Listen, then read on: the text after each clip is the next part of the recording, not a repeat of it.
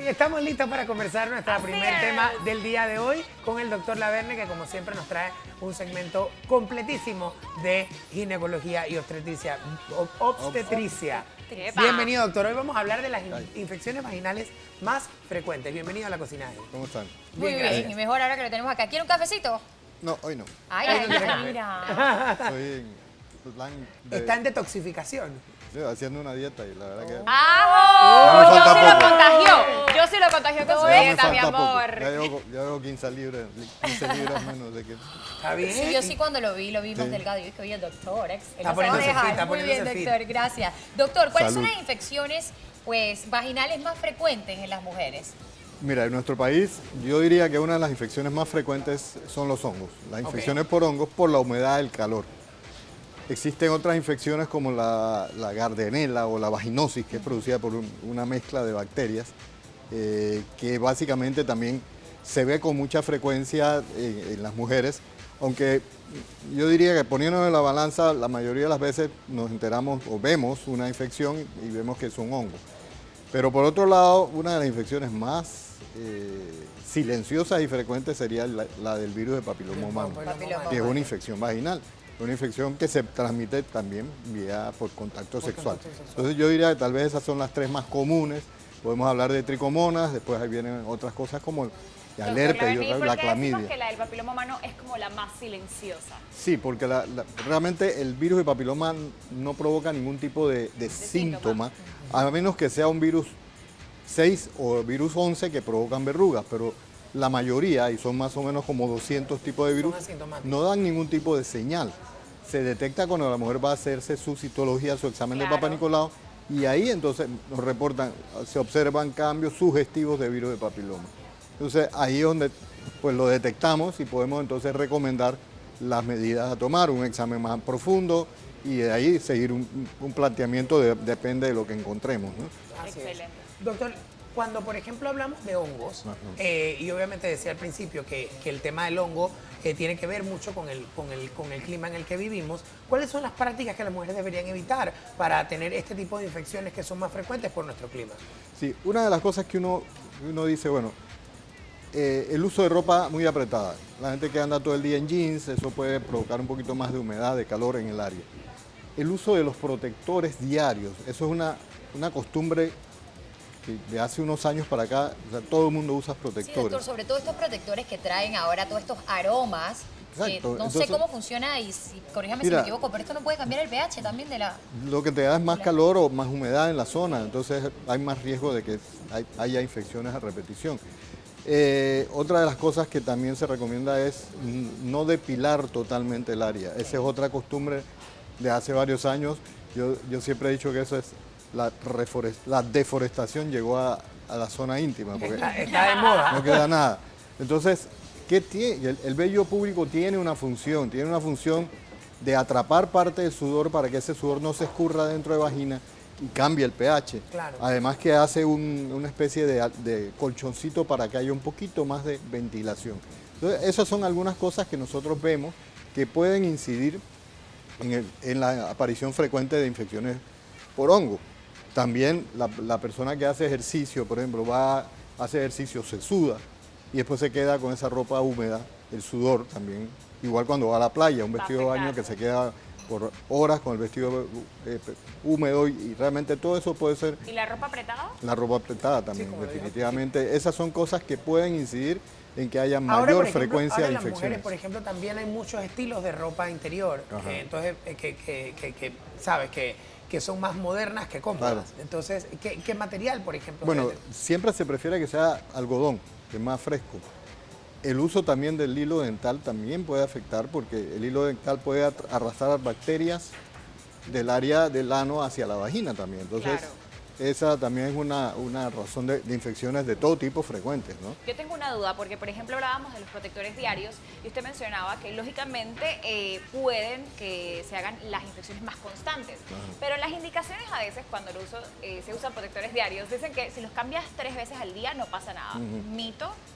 No. Pudiese ser porque realmente estás usando algo que no se queda ahí tanto todo el tiempo, día. pero aún así es algo que está dando más calor a la zona, Claro. porque no es que sea más fresco. Recuerdo Entiendo. cuando yo era niña, porque es común también que las niñas pasen por este tipo de infección, sobre todo que las niñas sudan mucho y saltan Sí. mucho, recomendamos utilizar panties de algodón. Pero ya cuando vas creciendo un poquito, digamos en la adolescencia, te recomiendan que si usar óvulos y qué tal. Me gustaría que usted me dijera cómo varía el tratamiento entre una niña y una mujer cuando se tratan de infecciones. Bien, el óvulo debe ser utilizado cuando hay infección. No existen óvulos de limpieza, y eso es que quede claro, porque la gente se pone óvulos medicados para limpiar.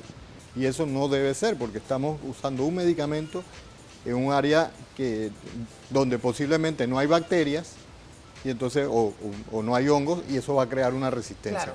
A veces, bueno, hay algunos óvulos que existían hace muchos años, recuerdo, que eran unos óvulos como de ácido láctico, para tratar de balancear. Hay algunas cremas que pueden ser, pero no cualquier óvulo. En la niña, generalmente, si hay una infección de ese tipo, el tratamiento va a ser oral, ¿sí? Para poder entonces, porque sí, el hongo, pues, con cierta frecuencia se ve en niñas, y obviamente a ella no les vamos a... También existen cremitas, pero son para uso tópico. La crema es para la parte externa La cuando crema, hay te quería irritación, preguntar. pero si tú Pero tienes una adentro infección también hay, claro. vaginal interna que en la niña puede haber, o sea, pues obviamente lo lógico es que tenemos que dar un tratamiento tomado. Doctor Laverne, consulta. En el mercado hay muchísimos jabones que tienen distintas fragancias. ¿Se debe usar eso en esta área o no se debe usar?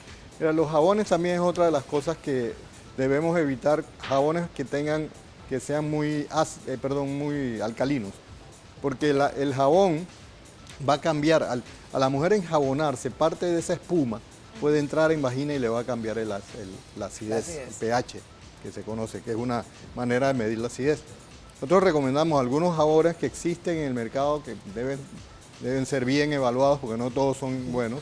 Yo también recomiendo mucho los jabones de tipo orgánico, que son jabones más neutros, que realmente no tienen químicos, no tienen componentes y pueden ayudar a mantener ese balance. Doctor, ¿hay algo en las etiquetas que podamos identificar, como decir una cosa que diga esa etiqueta de ese jabón? Con probablemente referencia que puede no es decir esto? alcalino. Sí, tendrías que buscar el jabón que diga jabón íntimo, jabón para uso genital o algo así. Porque el jabón que usamos para bañarnos común y corriente no debe ser usado en Los la que zona dicen genital. pH balanceado son los que de repente por los que podría Exacto, optar. podría ser. Porque tienes un pH menos alcalino, o sea, lo ideal es que mientras más ácido mejor, ¿no? Entonces Ok. hay unos porque si es ácido no es jabón, pero Claro. se Claro. llaman lociones jabonosas. En base a este mismo tema de los jabones de zona íntima, Ajá. ¿son recomendables utilizarlos en las niñas pequeñas, sí o no? Mira, siempre lo mismo, o sea, no usar jabón, Ok. pero o sea, cuando vas a lavar la zona íntima, la zona genital, utilizar un jabón especial, lo mejor para evitar infecciones. Porque siempre el jabón va a ser, esa espuma Claro. va a entrar y puede cambiar Entonces, la este que está en el acidez. supermercado lo pueden usar niñas y adultas. Exacto, porque es para uso Excelente. externo, nada interno. Nada interno. Le quiero hacer varias preguntas en una. Hay personas que son más, mujeres que son más propensas a tener hongos que otras, y si una persona en repetidas ocasiones va al médico por la misma infección o con la misma infección y hace lo que el doctor le dice, se le quita por un tiempo y luego reaparece, ¿qué tiene que Claro, hay personas que tienen tal vez más dificultad en mantener ese balance. En la vagina hay un balance de bacterias, hongos, hay un balance que es natural, es normal, se llama flora vaginal normal. Entonces, si una persona, por ejemplo, come mucho carbohidrato o está sobrepeso, eso puede cambiar un poquito la acidez de la vagina y puede ser que esa persona tenga infecciones recurrentes. A veces van a crear resistencia de tantos medicamentos que se usan y se vuelven, por ejemplo, el hongo. Yo he visto pacientes con cuadros de hongo terribles, resistentes, Oh, wow. y que no sabemos ya con qué medicarlas. Wow. Yo manejo también, en algunos casos extremos, la terapia con ozono intravaginal y ha tenido buenos resultados. También recomiendo que usen, esto se llama, que produce lactobacilos, que se llama probióticos, perdón.